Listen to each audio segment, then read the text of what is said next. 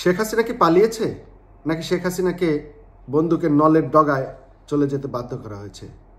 এই প্রশ্নটার সমাধান খুঁজতে গিয়ে যে বিষয়টি সবার আগে দরকার সেটা হলো, শেখ হাসিনা কি পদত্যাগ করেছেন? আমরা কি কেউ কি দেখেছি সেই কাগজটি? কোথায়? আজ পর্যন্ত কোনো মিডিয়ায় তো আমরা দেখলাম না শেখ হাসিনা পদত্যাগ করেছেন। শেখ হাসিনা পদত্যাগ করলে রাষ্ট্রপতির নিকট পদত্যাগপত্র পেশ করতে হবে। তিনি কার কাছে দিয়েছেন সেই পদত্যাগপত্র? তিনি কি বাহক মারফত রাষ্ট্রপতির কাছে পাঠিয়েছেন? তিনি কি নিজে রাষ্ট্রপতির কাছে গিয়েছেন? তিনি কিভাবে পদত্যাগ করেছেন? সেখানে কিন্তু আমাদের সেনাপ্রধান উপস্থিত ছিলেন। তিনি সব কিছু দেখেছেন, কারণ সেই সময় তিনিই একমাত্র নিয়ন্ত্রক ছিলেন। তার সবচেয়ে ভালো জানার কথা। এই বিষয়টি খোলাসা করার মতো একমাত্র ব্যক্তি আমাদের সেনাপ্রধান। ইতিমধ্যে শেখ হাসিনা পুত্র সজীব ওয়াজেদ জয় কিন্তু এই বিষয়টি সামনে এনেছেন যে তার মা পদত্যাগ করে নাই। যদি না করে থাকে পদত্যাগ, তাহলে কি সাংবিধানিক জটিলতা রয়েছে কিনা এটা জাতির সামনে খোলাসা করা দরকার। শেখ হাসিনার পদত্যাগপত্রটি জাতির সামনে উপস্থাপন করা দরকার এবং জনাব সজীব ওয়াজেদ জয় যে দাবি করেছেন তার সেই দাবিটা যে অমূলক সেটাও প্রমাণ করতে হবে। কিন্তু তার সেই দাবির পর আমরা অনেকগুলো দিন অতিবাহিত হতে দেখলাম, কিন্তু সেই পদত্যাগপত্র বা সেই বিষয়টি কিন্তু সরকার আজ পর্যন্ত পরিষ্কার করতে পারে নাই। শেখ হাসিনা কি পদত্যাগ করে পলানোর মতো মানুষ? মোটেই না। তিনি সেই চিত্তের মানুষ না। তাকে বহুবার হত্যা করার চেষ্টা করা হয়েছে। তিনি যদি মৃত্যু ভয়ে ভীত থাকতেন তাহলে তিনি বহু আগেই দেশ ছেড়ে পালাতে পারতেন।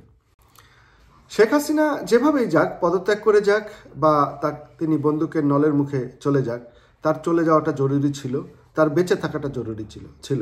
কেননা তিনি বাংলাদেশ আওয়ামী লীগের প্রাণভোমরা, তিনি বঙ্গবন্ধু কন্যা, তার বেঁচে থাকাটা খুবই জরুরি ছিল। শেখ হাসিনা বাংলাদেশ আওয়ামী লীগের ঐক্যের প্রতীক।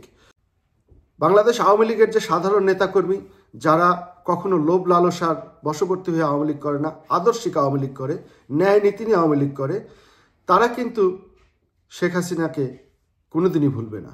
শেখ হাসিনাকে ব্যবহার করে যারা দুর্নীতি করেছে, টাকার পাহাড় করেছে, অন্যায় অত্যাচার করেছে, তারা কিন্তু ইতিহাসের আস্থা করে পতিত হবে। তাদের জীবন জেলেই কাটবে। তাদের নিয়ে সাধারণ আওয়ামী লীগ যারা আদর্শিক কর্মী তারা কিন্তু মোটেই ভীত নয়, বরঞ্চ তারাও চায় এই দুর্নীতিবাজ, এই যে শেখ হাসিনার আশেপাশের যে সমস্ত চাটুকার, শেখ হাসিনার যে অন্যান্য আত্মীয় স্বজন যারা শেখ হাসিনাকে ব্যবহার করে হাজার হাজার কোটি টাকার মালিক হয়েছে, দেশের সম্পদ পাচার করেছে, অন্যায় অত্যাচার করেছে, আওয়ামী লীগের সাধারণ জনগণও চায় তাদের বিচার হোক, তাদের জায়গা জেলখানাই হোক, তারা যেন আর কোনোভাবেই ফেরত আসতে না পারে। এবং যদি কোনো দিন শেখ হাসিনা ফেরত আসে রাজনীতিতে, তার একমাত্র উদ্দেশ্য থাকা উচিত হবে যে তার যে আত্মীয় স্বজন তারা যেন কোনোভাবেই তার চারপাশে না আসতে পারে, কোনো চাটুকার তাদের চারপাশে না আসতে পারে। তাকে ব্যবহার করে যারা হাজার হাজার কোটি টাকা পাচার করেছে, দুর্নীতি করেছে, অন্যায় করেছে, অত্যাচার করেছে, নিয়োগ বাণিজ্য করেছে, তদবির বাণিজ্য করেছে, তারা যেন কোনোভাবেই পাশে না আসতে পারে।